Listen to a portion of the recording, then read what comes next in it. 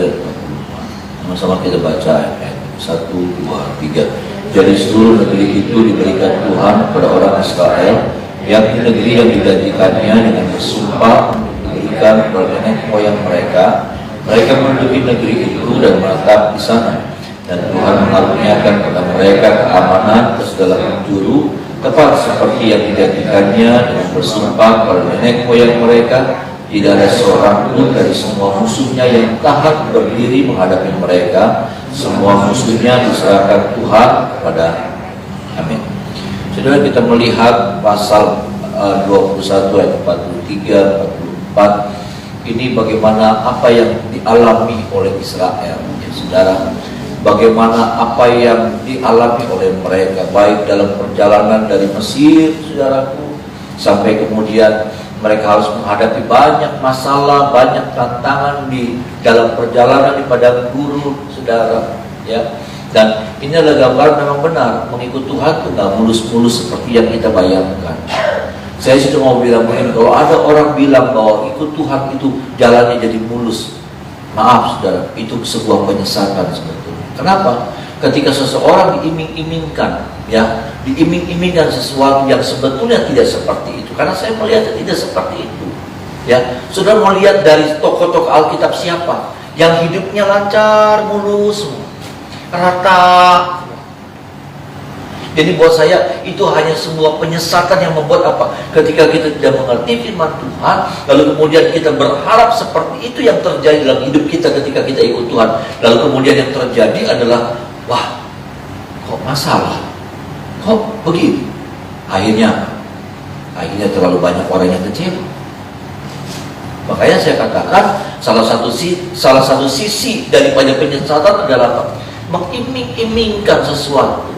Ya saudara, memberikan janji yang sebetulnya Alkitab yang saya tahu bahwa firman Tuhan yang saya tahu adalah bahwa ada masalah, ada tantangan, tetapi selalu ada pertolongan Tuhan. Ada amin saudara.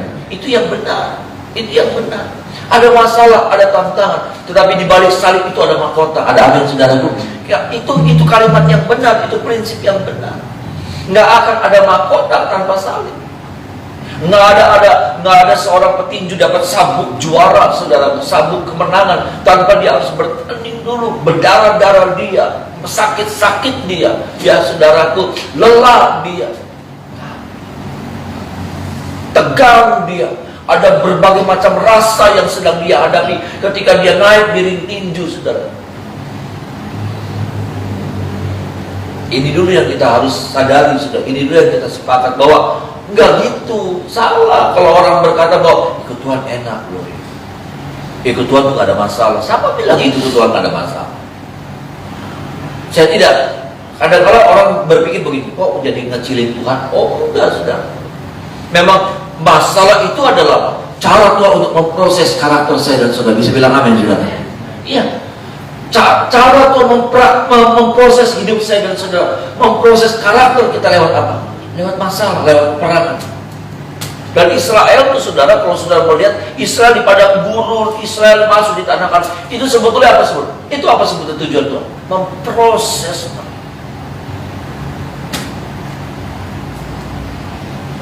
Diproses saja masih nggak sempurna. Ya. 40 tahun itu sebuah proses. 40 tahun itu sebuah pembentukan tuh. Bayangkan ketika mereka masuk di tanah Kanaan, Tuhan bilang sama mereka begini, hati-hati ya, kalau emas, ladangmu bertambah-tambah, kambing, lembumu, dombamu bertambah-tambah, jangan sampai kau melupakan Tuhan Allah. Dan ketika mereka masuk, saudara tuh, mereka menguasai. Nanti nih saudara, kita sudah dekat dengan cerita itu. Ketika mereka sudah menguasai, mereka sudah bisa membangun semuanya. Apa yang mereka lakukan? Mereka melupakan Tuhan. Padahal apa? Padahal mereka sudah diproses sedemikian dulu. Mereka sudah diajar bagaimana apa ini nih saudara yang kita mau lihat bersama nih saudaraku. Kunci utama daripada kesuksesan Israel nih saudaraku. Ya, sama-sama kita baca ayat yang 44 saudara. Ayat 44 coba kita lihat bagian yang dimulai dari kata tidak ada seorang pun. Kita baca sama-sama dari bagian tidak ada seorang pun. Sama-sama kita baca dengan suara keras. 1, 2, 3. Tidak ada seorang pun dari semua musuhnya yang tahan berdiri menghadapi mereka. Semua musuhnya diserahkan Tuhan. Amin, saudara. Unsur apa yang menentukan jadinya? Unsur apa yang menjadi penentu kemenangan Israel? Unsur apa, saudaraku? Kuatnya mereka, hebatnya mereka, terlatihnya mereka. Tetapi kalau saudara baca di ayat ini, maka unsur yang paling kuat dan terutama di tengah-tengah kemenangan Israel, keberhasilan Israel adalah Tuhan. Ada amin, saudara. Unsur Tuhan inilah yang gak bisa dipisahkan dari kemenangan Israel. Israel dipisahkan dari unsur Tuhan, tidak ada kemenangan. Ya, pernah ngobrol sama satu hamba Tuhan muda, anak muda, yang gak muda-muda banget. Dia bilang begini, saya bilang cerita, Om tolong Om, untuk masalah ini jangan bawa-bawa Tuhan. Saya kaget, saudara. Untuk masalah ini jangan bawa-bawa Tuhan. Ya nggak bisa dong. Masa kita hamba Tuhan, kita saya mau bilang dalam segala bagian cerita hidup kita nggak bisa memisahkan unsur Tuhan dari hidup kita. Ada amin, saudara? Iya kan? Ya, mau tidur kita butuh Tuhan. Makanya apa? Orang mau tidur tuh doa dulu. Supaya apa? Besok pagi bangun. Karena kalau Tuhan nggak bangunin kita nggak bangun. Yang bangunin kita itu bukan wecker, bukan alarm handphone, tapi Tuhan yang masih izinkan kita bangun pagi itu, saudara. Ada amin, saudara? Apa, saudara? Napas. Apa yang dimana kita boleh bilang singkirkan Tuhan dari hidup saya? Aduh.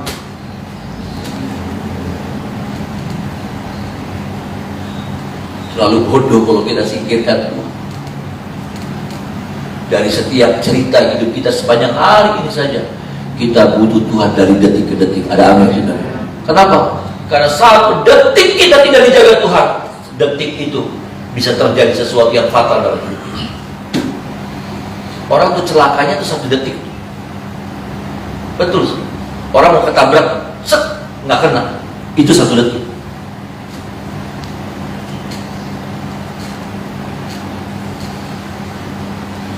Satu detik itu jadi penentu, saudara. Kalau saudara lihat, saudara 1 detik kadang-kadang kita anggap enteng, tapi 1 detik itu, saudara, kita butuh Tuhan. Makanya saya bilang kita butuh Tuhan tiap-tiap detik dalam hidup kita. Saya suka nonton basket zaman apa namanya, Jordan, Michael Jordan, saudara. Ya, saya suka sekali. Itu, saudara, orang kalau basket NBA, ya, saya suka nonton yang NBA Amerika, saudara. Itu orang yang sudah kalah, tapi dia bisa balikin keadaan dalam hitungan 1 detik. Nanti itu secondnya itu sudah dari 60, 65, 59, 58, 57, terus gitu. 1 detik dia bisa balikan kemenangan. Dia kalah 2 angka nih, saudara. Kalah 2 angka. Dia berusaha untuk punya posisi lempar 3 angka. Dia lempar 3 angka, masuk, dia selisih 1 angka. Dia menang 1 angka dan dia juara, dia winnernya, dia champion. Hanya hitungan beberapa saja, nggak sampai 1 detik, tapi dia bisa balikan keadaan. Orang yang tadi sudah pasti menang, ketika itu terjadi, saudara, dia bisa lawan ini bisa lempar dengan lemparan 3 angka sudah dari jauh, saudara. Masuk, berubah.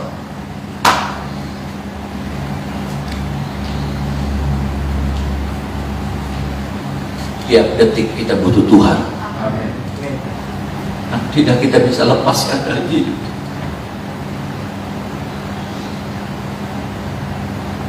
Unsur Tuhan itu begitu penting. Dalam hal apa? Dalam hal keamanan, dalam urusan kemenangan. Unsur Tuhan tak bisa dipisahkan dari hidup kita. Itu saja dulu yang harus kita sadar yang kita bukan sampai di sini. Sadar yang kita bukan sampai di sini, kata-kata. Sadar kita bukan cuma sampai di hati. Sadar kita sampai mempengaruhi setiap darah kita. Sampai setiap aliran-aliran darah kita sudah memberikan sinyal kepada otak kita bahwa nggak ada Tuhan, nggak ada kemenangan. Ada apa yang saudara? Nggak ada Tuhan, nggak ada keamanan. nggak ada Tuhan, nggak ada perlindungan.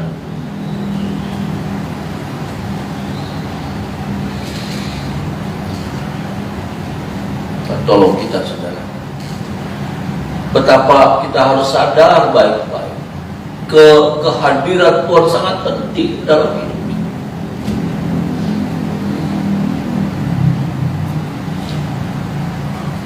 Kiranya itu juga terus ada sama saya, bahwa kehadiran Tuhan sangat saya butuhkan dalam hidup saya. Karena saudara begini ya, saya mau bilang, selalu banyak orang yang sudah tidak merasa butuh Tuhan. Semoga saudara adalah orang-orang yang masih mengatakan, Tuhan, saya nggak bisa hidup tanpa Tuhan.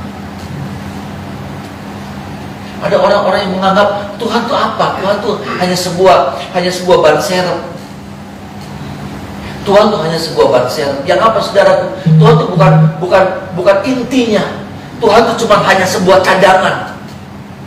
Kalau saya lagi kempes ban, kalau saya lagi ada kendala, ya ban bocor, ban kempes, ban serep beli ban serep, gawang beli ban serep. Itu. Ban serep bagus beli ya. Anak anginnya beli.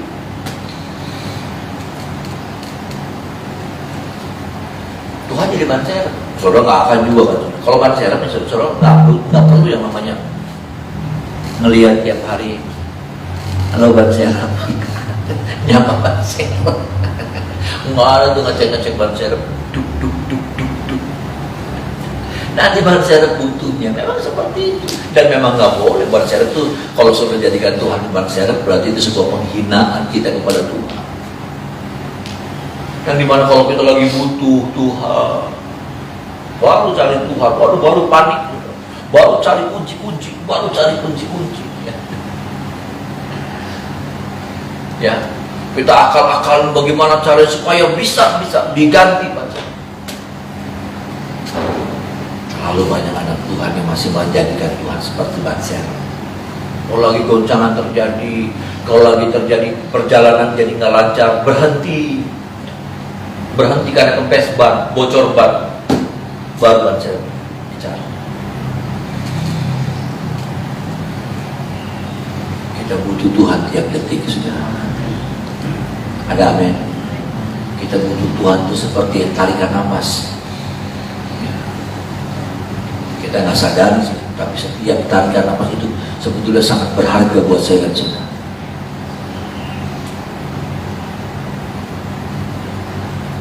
Dan tolong kita, ya saudara, karena di sini sekali lagi penekanannya tidak ada seorang pun dari semuanya, dari semua musuhnya yang bertahan berdiri menghadapi mereka. Semua musuhnya diserahkan Tuhan kepada mereka. Tuhan, faktor Tuhan, unsur Tuhan yang membuat apa? Musuh-musuh yang hebat, musuh-musuh yang kuat, musuh-musuh yang sangat ditakuti, saudara. Tetapi karena Tuhan yang menyerahkan itu pada mereka.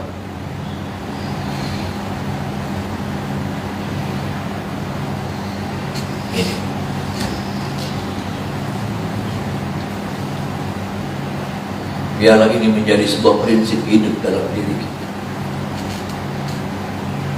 Di luar Tuhan kita tidak bisa berbuat apa-apa. Makanya Yohanes pasal yang ke-15 itu mengajar sama kita tentang sesuatu yang sangat benar, tentang pokok anggur yang benar. Kamulah carang-carangnya. Alkitab menulis di sana, saudara, di luar aku kamu tidak bisa berbuat apa-apa. Di luar aku artinya gini, kalau carang itu nggak nempel. Kalau carang itu nggak nempel sama pokok anggur, karena Yesus adalah pokok anggur. Kalau carang itu, ranting-rantingnya itu, saudara, saya dan saudara adalah gambaran ranting-ranting.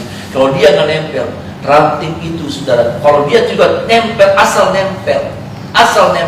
Tapi sebetulnya ada bagian yang lepas, ya, memble begitulah, saudara. Ya, maka firman Tuhan bilang begini, ranting itu akan menjadi kering.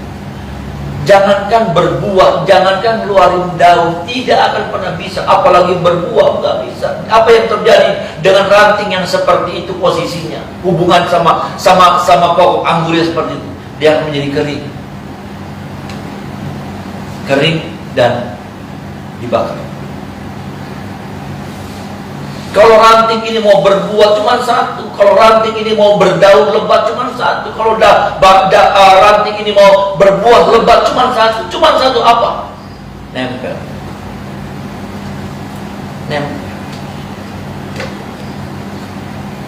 Nempel yang benar, nempel seterusnya. Nggak bisa bilang nggak begini. Tahun ini pengen berbuah nempel. Nanti aduh males, udah nggak mau nempel lagi. Ya udah, hukumnya apa? Kalau ranting ini tahun depan nggak nempel lagi, maka dia nggak bisa berbuah. Dia nggak bisa bilang begini, kan tahun kemarin saya sudah nempel. Nempelnya saya tahun kemarin, pengennya apa? Berbuah juga hari ini, ketika pun saya nggak nempel lagi.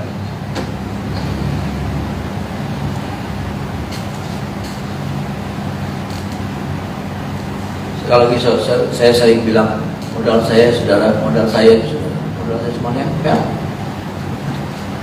Modal saya itu sudah cuma nempel. Dari nempel itu saudara, saya dapat itu, saya menerima aliran dari apa yang dimiliki pokok anggur itu mengalir juga dalam hidup saya. Ada amin saudara? Ya. Apa yang terdapat kandungan zat-zat inti, zat-zat yang bermanfaat sekali saudara dari pokok anggur itu. Saudara, kalau ada ranting yang nempel, maka zat-zat itu juga dialirkan ke setiap ranting yang nempel. Jadi nggak ada istilah begini, ranting nggak bisa berbuah, nggak ada. Setiap ranting pasti bisa berbuah. Ada amin saudara? Ketika apa? Ketika posisinya tepat, nempelnya benar. Dalam nggak usah pokok anggur lah, susah. Mangga, ya ranting mangga. Setiap ranting mangga dia punya potensi berbuah. Makanya apa, firman Tuhan juga bilang begini, setiap ranting harus dibersihkan supaya dia bisa berbuah. Kenapa? Karena ranting-ranting ini seringkali apa? Diserang sama yang namanya gulma, yang namanya apa itu namanya? Parasit apa? Benalu. Ada benalu yang nempel. Kalau benalu ini nempel, saudaraku, makanan nempel masuk ke ranting, tapi sebetulnya yang nyedot nih saudara, yang nyedot nih benalu. Makanya benalunya harus dibersihkan. Saya pernah cerita waktu saya tangani kakak saya perempuan Esther, saudara, ya, dia punya kayak misalnya tumor, saya nggak tahu, akhirnya dokter bilang itu tumor. Akhirnya dia bersedia untuk saya tangani, saya bawa ke Jakarta di dokter untuk diambil. Ya. Saya bawa ke makan sudah setelah diperiksa seharian, itu kan periksa kasihan sudah. Apa dari pagi ngantri nanti sampai selesainya jam 2, jam 3, 6 jam ya, semua. Periksa sambil berikut nunggunya ngantri, jadi capek. Yuk kita makan. Saya ke bawah tempat-tempat yang enak saudara, ya. Sudah tahu. Setelah saya amati 2 hari, saya bilang, Esther, saya panggil Teteng, Teng, kok badannya tambah kurus, tapi ini yang tambah gede, tumornya tambah gede. Betul sudah. Jadi ternyata ya sudah, makanannya tuh diserapnya bukan sama badannya tambah kurus. Ininya di saudara, tumornya tambah gede, tambah membesar. Itu jahat sekali sudah. Dia makan banyak, dia makan enak, bukan tidak bisa makan, puji Tuhan, dia bisa makan enak, makan lahap, sudah nambah apa. Sudah. Tapi apa yang terjadi? Saya lihat, saya amati, kok tambah kurus, pahanya tambah kecil, tambah kurus sudah. Tapi itunya tambah gede, tumornya tambah besar di payudara. Itu kalau kita nggak mau dibersihkan, kalau kita nggak dibersihkan, apa? Kita dapat ngalir berkat, tapi berkatnya itu hilang, nggak ada arti. Tersedot. Kenapa? Karena dosa yang tidak pernah dibersihkan, karena dosa yang tidak pernah diselesaikan.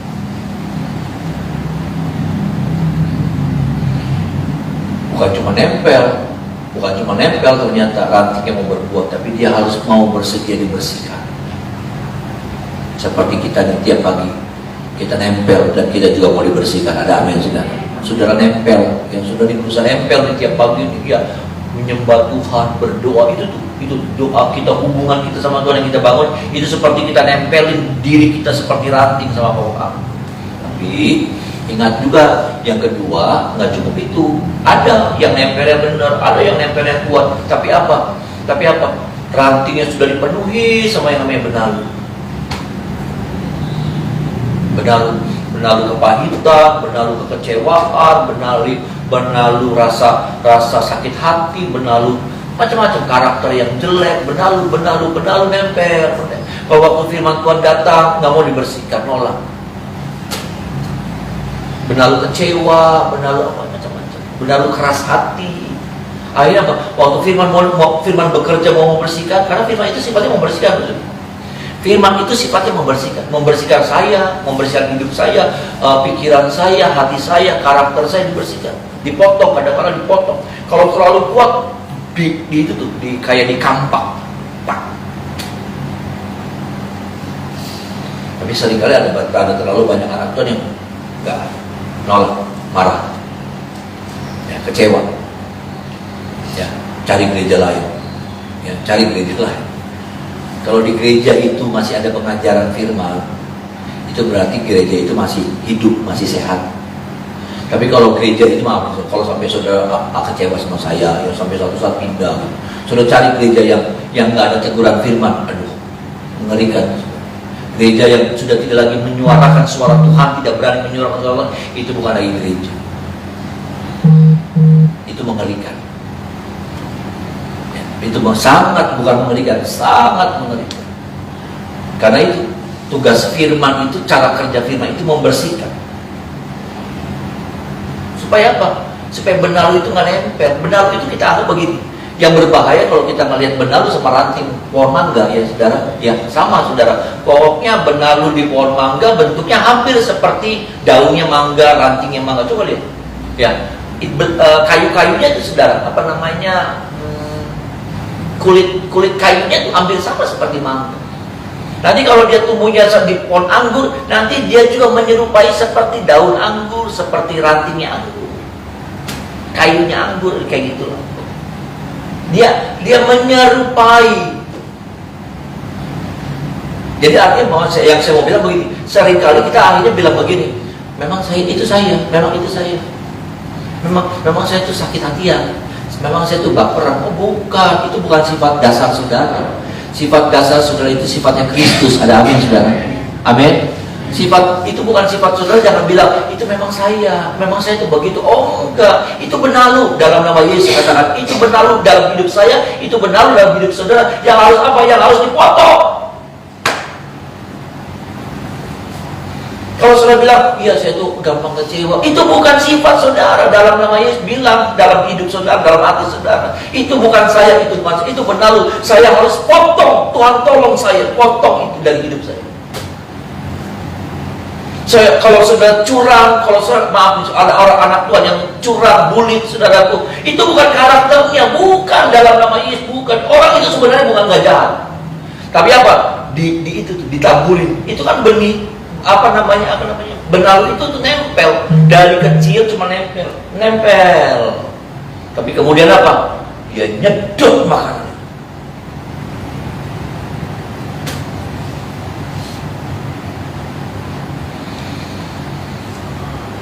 Itu bukan saudara, bukan. Yang harusnya ada aslinya apa? Karakter Kristus yang harusnya ada dalam hidup saya dan saudara. Makanya apa? Sediakan diri, relakan diri untuk apa? Mengizinkan firman sakit sih saudara. Firman memotong itu benar-benar. Coba sudah baca nanti di rumah, saya nggak sempat. Yohanes pasal 15. Di situ jelas sekali saudara. Kalau ranting mau berbuat dua hal, dia harus nempel yang benar. Jangan nempel kadang-kadang. Kadang nempel, kadang lepas. Kadang nempel, kadang lepas. Kadang nempel, kadang lepas. Konsisten. Yang kedua apa? Rela dibersihkan. Maaf, bukan cuma saudara yang harus dibersihkan. Saya juga harus dibersihkan sama firman. Setiap pagi sama halnya ketika saya menyampaikan firman, saya juga kena sama firman. Ya saya harus jujur ya saudara. Ada hal-hal yang harus dipangkas dari hidup saya. Ada hal-hal yang harus dipotong, dihabisin dari hidup saya. Kalau tidak, saya tidak bisa berbuah. Kalaupun bisa saya berbuah, sekedarnya berbuah. Karena berbuah itu kalau menurut Yohanes pasal 15 itu sudah berbuah, saudara. Berbuah ya saudara, berbuah banyak dan berbuah tetap. Amin. Amin saudara. Ngerti nggak saudara? Berbuah ya saudara, berbuah tapi nggak cuma asal berbuah, dia berbuah banyak. Dan tentunya manis gitu saudara.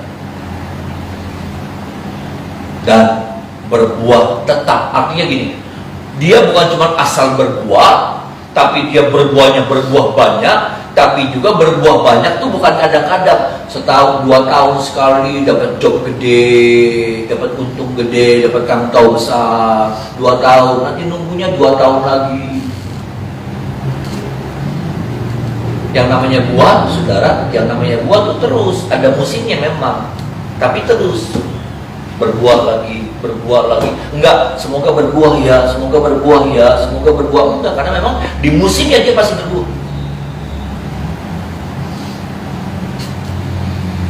Tolong kita ya saudara, ini firman buat kita semua kok. Ya, Tuhan sayang. Saya mau bilang begini, Tuhan sayang kalau Tuhan masih mau bicara sama saya dan saudara. Amin. Tuhan sayang, Tuhan sayang. Bahkan Tuhan sayang kalau dia masih mau kau bandel. Tuhan sayang, Tuhan sayang. Biarlah pagi ini menjadi sebuah sesuatu yang semakin menyadarkan kita bahwa di luar Tuhan kita tidak bisa berbuat apa-apa. Amin saudara. Menghadapi situasi ke depan, situasi semakin sulit. Saya nggak ngerti bagaimana saudara, ya.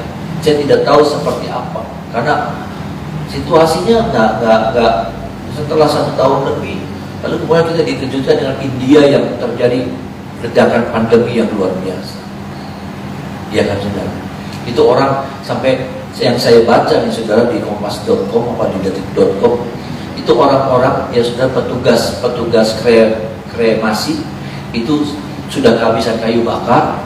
Jadi itu pohon-pohon di kota ya, pohon-pohon di trotoar, pohon-pohon di tengah jalan gitu sudah ditebangin. Buat apa? Buat kremasi, buat bakar itu, karena mereka kan pakai cara bakar sudah. Dibakar, buat bakar, jadi ditebang itu. Dan itu mudah sekali menyebar. Memang itu mudah sekali. Itu kan seperti apa? Itu kan seperti Wuhan. Iya kan saudara? Wuhan, dari Wuhan kota itu lalu tersebar ke seluruh dunia. Sama. Bisa jadi juga seperti India. Apalagi ini bukan cuma kota. Ya, Wuhan itu kota, salah satu kota di Cina. Tapi ini bicara tentang India. Dia tidak berkata begini di Delhi, di mana gitu, tidak. Tapi India artinya apa? Seluruh India terpapar. Wuhan saja satu kota dia bisa sebar untuk seluruh dunia. Nah ini sekarang satu negara. Kita nggak tahu keadaan besok. Tapi masa depan kita di dalam tangannya Tuhan. Amin. Terjaga, aman. Aman, terlindungi.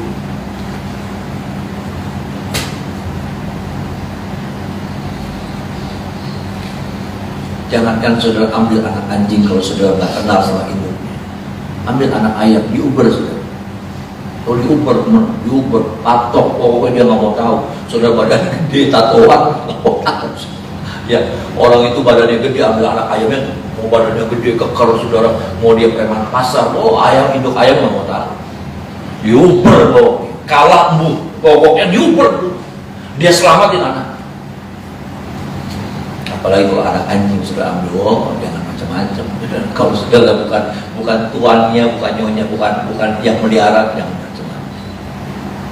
Bisa hilang beberapa jari sebenarnya. Ya, kempol bisa hilang, kempol. Bukan ompol, kempol. Ya, kempol bisa hilang dikit, coal. Apalagi kalau bisa dalam tangannya Tuhan. Amin. Apalagi kalau kita dalam genggaman tangannya Tuhan. Segala kuasa, segala kebesaran, segala kejayaan ada semua yang dalam Tuhan. Dan kita ada dalam tangan genggaman tangannya. Aman, terpelihara kita. Saya bukan lagi jual kecap, sudah. Tapi saya alami itu, sudah. Saya alami bagaimana Tuhan pelihara dengan caranya aja. Dan saya rindu kita semua juga terus ada dalam tangan genggaman tangannya Tuhan. Terpelihara kita, melewati semuanya, nggak peduli. Karena kita nggak bisa prediksi, kita juga nggak bisa, ya, kita mengalir begitu. Ya. Yang penting pastikan, lihat, perhatikan baik-baik, pastikan baik-baik di mana kita ada. Di luar Tuhankah atau di dalam genggaman tangan?